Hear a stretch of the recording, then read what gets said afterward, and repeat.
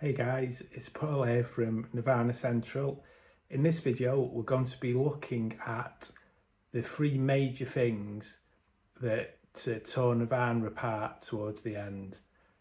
Some of them might be things you've heard about before, but I think one of them is something that isn't talked about a lot that I think had a real significant effect on relations in the band towards the end.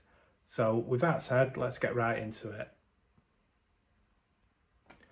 So it's pretty fair to say that Nirvana as a band were pretty tight when they were first founded, all the way through obviously making Bleach, releasing it, all the way through Nevermind and the success of that.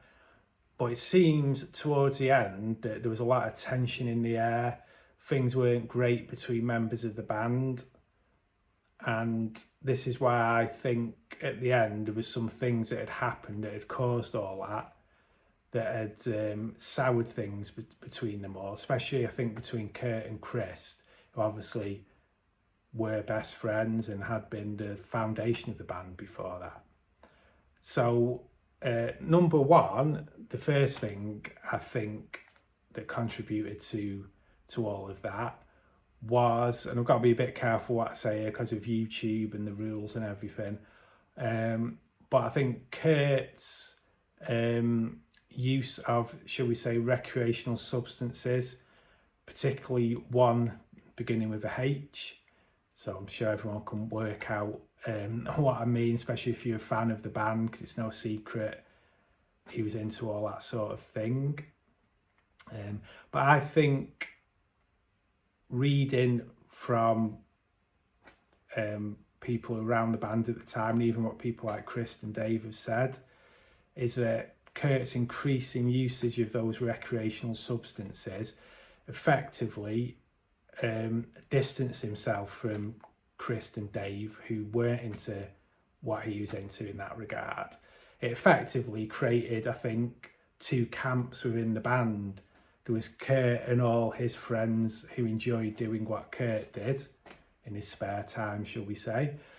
And then there was Chris and Dave and sort of the other part of the band and the crew who didn't do those same sort of things. And I just think there's a real split of these two camps, and it meant that basically I don't think they spent a lot of time together towards the end, which obviously had an effect on the dynamics in the band and the relationships. I think from what I can gather, obviously the people who weren't in Kurt's camp were worried about him and what he was getting up to, and were disapproving of that, which obviously affected relations between everyone. But then on the other side, I think Kurt didn't appreciate all the nagging, if you like, he was getting about what he was up to from people in the other side, in the other camp. I think in some ways, I guess you can see where he's coming from with this. I think Kurt found it all a bit hypocritical, because he found that he was getting lectured by people about what he was doing in terms of, you're taking this, you're taking that, it's not good for you. But then people would then be smoking and drinking, and he would say, well, hang on a minute, you're doing things as well, so how come it's all right for you to do that, and then you're having a go at me and lecturing me about what I'm doing? You know, for example, I know he did give it all up and he's cleaned up, but Chris was a big drinker at one point. He used to drink a lot of alcohol, get very drunk, especially I think at gigs and things. So I think Kurt found it a bit hypocritical. It's like, well, you're doing that and then you're lecturing me about what I'm doing. So I think all that basically created a massive rift in the band, split the band into two camps, and just caused a lot of tension towards the end, and really meant that they weren't the same band and they weren't as tight as they were as when they first started off. So number two, for the reasons why Nirvana, I think, were just a bit of a mess towards the end, it seems like they'd all fallen out or weren't getting on, is the, and I've covered this slightly in other videos, but the revised contract that Kurt forced through, and essentially, I think basically Dave and Chris had to sign almost against the will, or they certainly, I don't think, would have done it by choice, let's put it that way.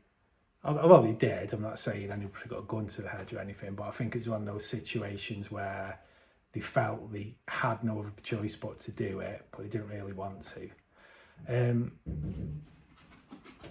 Sorry guys, back now. Knock at the door. It's boiling here, so just had a fan delivered. Keep us cool. Right, anyway, so yes, the contract. So for anybody who doesn't know or hasn't seen me sort of talk about it before, in a nutshell, when Nirvana started out, everything was split equally in terms of royalties. But then after the success of Nevermind, so the last few years of the band, when I think all this drama and tension and trouble started, Kurt decided, because he was the main songwriter and come up with all the lyrics and the melodies and the riffs, and as I say, wrote the songs, that he should get the lion's share of royalties. Not only moving forward, but he actually backdated it as well, I think, to Nevermind. So not only did that mean Chris and Dave lost out on a lot of money moving forward in terms of royalties, but also that they had to pay back a lot what they already had because it got backdated. So that was it in a nutshell. And so, as you can imagine, that caused a lot of tension within the band. Chris and Dave, as I just said, weren't very happy at all about how things were going to be moving forward and the backdated element of it. And then I just think, obviously, they just weren't very happy at all, because when the band started, that's not how it was meant to be. And I think probably, certainly with Chris, him and Kurt were best friends, so he probably felt like it was his best mate stabbing him in the back a bit, which is always going to cause trouble and arguments. Probably also, again, probably with Chris and Kurt, being from a punk rock background. I think probably Dave was, because he was in Scream, wasn't he? But I definitely would think Chris would think this way, that it wasn't really a very punk rock thing of Kurt to do, to be grabbing for money and almost making himself the main person in the band. It wasn't all of us in it together as equal anymore. So I just think, that was another thing that caused a lot of tension and a lot of trouble. And it's another thing, I can see it from both ways. You can see it from Kurt's point of view, if he was basically writing all the songs and all the lyrics and all the melodies. But then I can see it having been in bands from another point of view, whereas obviously Chris and Dave are contributing what they do to it, which is significant, and if the agreement was they were going to split everything equal to start with, then to change that just because you get a bit of success and people are then going to be losing out, it's always going to cause trouble. So I can see it both ways, really. And then you get it when you throw into it that you got your personal relationships, especially with Kurt and Chris being best mates. Then you throw all that into it. It's always going to cause trouble. So I think that was another real big problem that really soured the band towards the end. So reason number 3, and now this is the one, and I'm not saying it's not been reported as a story, it's all over the internet, it's common knowledge, but I don't hear people talk about it a lot in terms of the trouble it would have caused within the band and all the mither that would have come because of it. And that is Chris Novoselic's wife, Shelley, not being invited to Kurt and Courtney's wedding, and then that meaning Chris didn't go to the wedding either.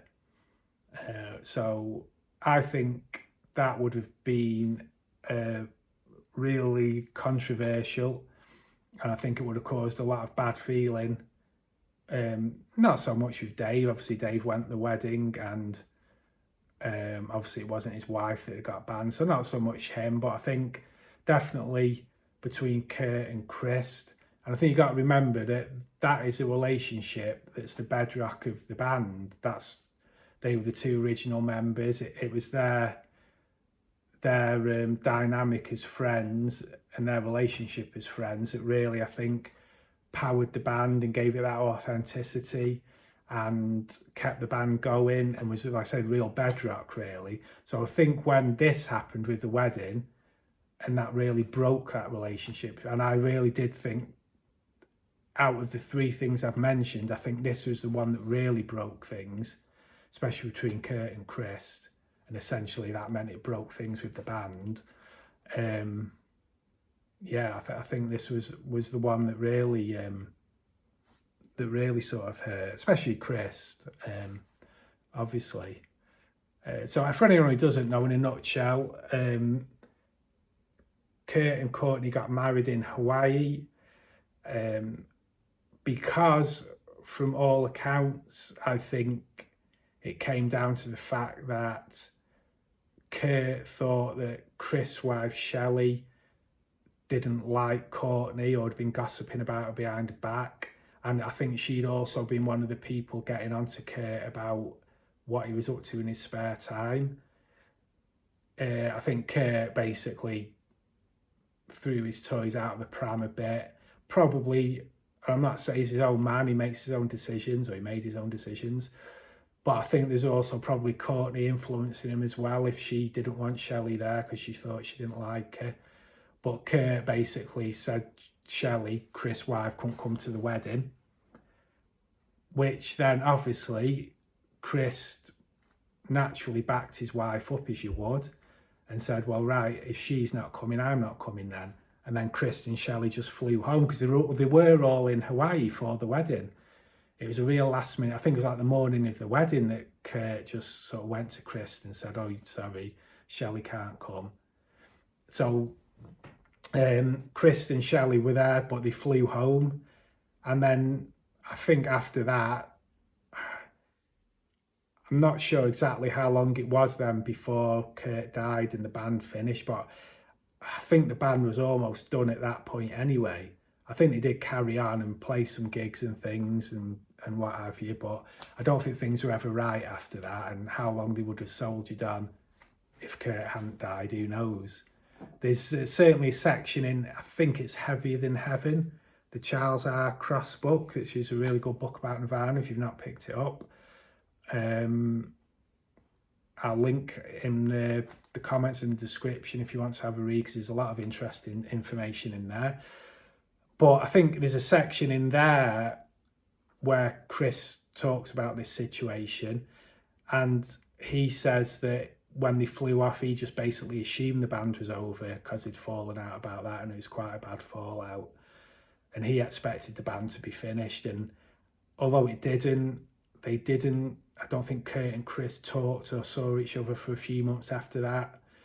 And then I think they did a gig maybe, I don't know, a few months after the wedding, or like 4 or 5 months after the wedding.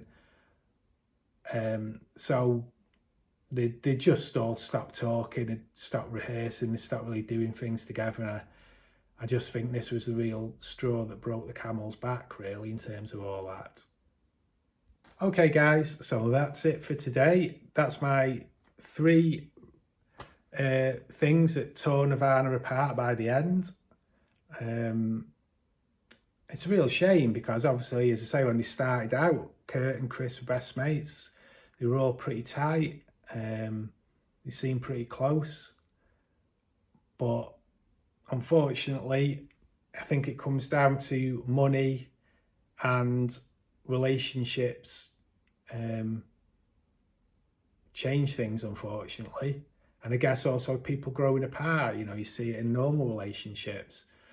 If people suddenly start to get their own interests and start spending a lot of time apart and not doing things together, you just grow apart, and it's sort of the beginning of the end. And so if you add all that in, and you know, the 3 reasons talked about, if you look at them, I think it's pretty clear really where there was problems. And And I don't think they would have carried on much longer if Kurt hadn't died, to be honest. I don't know how long, but I think they would have split up. Kurt would have gone solo. So yeah, but there you go. But thanks for watching anyway. Have a good day. Please remember to hit the like, subscribe buttons, or share if you really like this. And I will catch you later.